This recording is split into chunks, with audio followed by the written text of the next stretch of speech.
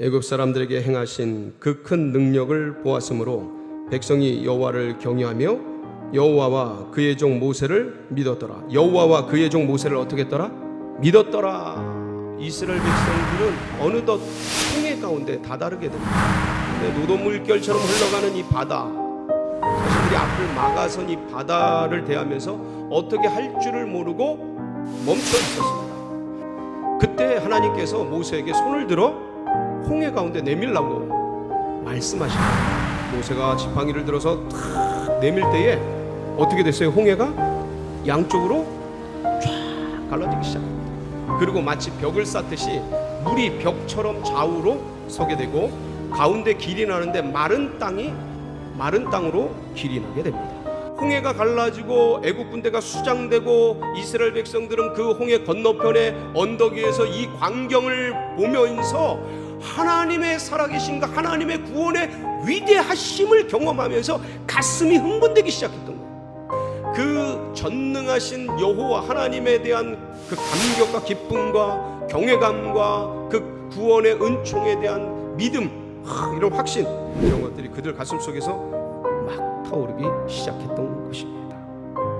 이렇게 뜨거운 믿음과 경외감을 가진 이들을 이제 모세는 이끌고 그 홍해 건너편을 걷기 시작하는데 거기가 바로 수르 광야였습니다.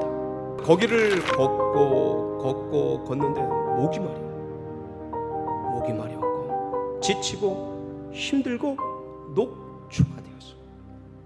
언제쯤 물이 있는 곳에 다다를까? 언제쯤 오아시스가 나올까? 이들은 그 사흘간 지친 걸음을 이끌고 드디어 마침내 마치 사막 가운데 오아시스 같은 광야 땅 가운데 마라라는 지역에 도착을 하게 됩니다. 거기 물이 있었던 거예요. 근데 물을 먹으려고 봤더니 물이 어떤 물이었어요? 쓴 물이었어요. 못 먹는 물인 거예요. 먹을 수 없는 물이에요. 쓴 물이라고 하는데, 그래서 마라라는 단어의 원뜻이 쓰다라는 뜻이에요. 기대를 가지고 마라 지역에 도착을 했는데 물이 써서 못 먹겠는지라 그들 속에서 원망이 터져나오기 시작해요.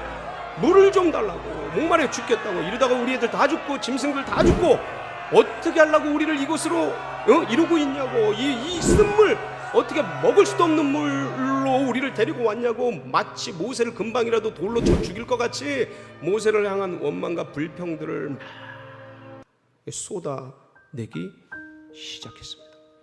예수 그리스도를 알고 하나님의 은혜를 경험하고 교회에 와서 주님을 알고 믿음을 가지고 영생의 소망을 가지고 구원 얻은 그 백성들인 이스라엘 백성들을 왜 아름다운 땅, 젖과 꿀이 흐르는 땅, 물이 풍성한 호수가 넘치는 생수가 넘치는 강으로 인도하지 않으시고 수르 광야의 사흘길 광야길을 걷게 하시고 마라라는 이 샘물을 만나게 하셨을까? 주님의 뜻은 무엇인가? 주님은 왜 그렇게 하셨을까? 오늘 25절에 그 해답이, 이유가 기록되어 있는데 25절 후반부에 이렇게 기록되어 있습니다. 거기서 여호와께서 그들을 위하여 법도와 율례를 정하시고 그들을 시험하시겠습니다. 어디에서요? 거기가 어디예요? 마라에서 누구를 위해서? 그들을 위해서, 이스라엘 백성들을 위해서 법도와 율례를 정하시는데 거기서 그들을 뭐 하신다고요?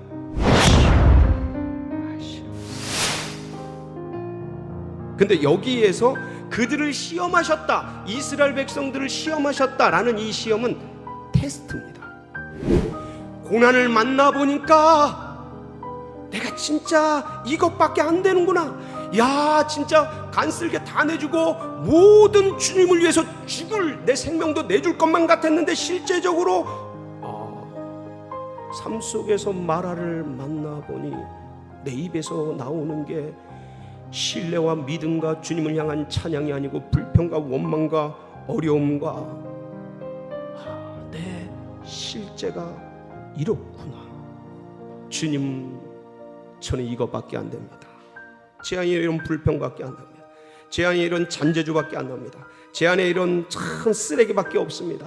제 안에 이런 죄덩어리밖에 없습니다. 그 고난 앞에서, 마라 앞에서 터져나오는 나의 실존, 나의 실상, 나의 믿음의 실체를 들여다보면서 하나님, 저는 이거밖에 안 됩니다. 저는 이렇게밖에 반응하지 못합니다. 이런 고난과 어려움, 코로나19 있을 때 저는 이거밖에 안 됩니다 를 확인하면서 내가 얼마나 연약한 존재인지를 볼 수 있는 장소, 마라. 요한복음 11장에 보면 나사로가 나와요. 나사로가 병들었다고 연락이 오는데 죽도록 냅둡니다. 그러면서 예수님이 그 11장 4절에 그런 얘기를 하셔요. 이 병은 죽을 병이 아니라 하나님의 영광을 나타내려 함이니라. 이 마라예요. 우리 생에 찾아오는 고난, 우리 생에 찾아오는 어려움, 양날 가진 검처럼 다가오는 이 고단한 마라를 만났을 때 우리는 과연 어떻게 반응해야 하는가? 거기서 나 자신을 점검하고, 이거밖에 안 되는구나. 마라가 쓰거든요. 원망과 불평이 나옵니다. 안 나올 수가 없어요. 야, 내가 이렇게밖에 반응이 안 되는구나. 야, 여전히 내 속에 이 더러운 것들이 가득하구나. 아직도 주님을 의지할 줄 모르는구나. 나를 홍해로부터 구원해 주신 그 강대국 애굽으로부터 끄집어내 주신 그 주님을 의지할 줄 모르는구나. 원망과 불평이 쏟아져 나오는 그런 것밖에 안 되는구나.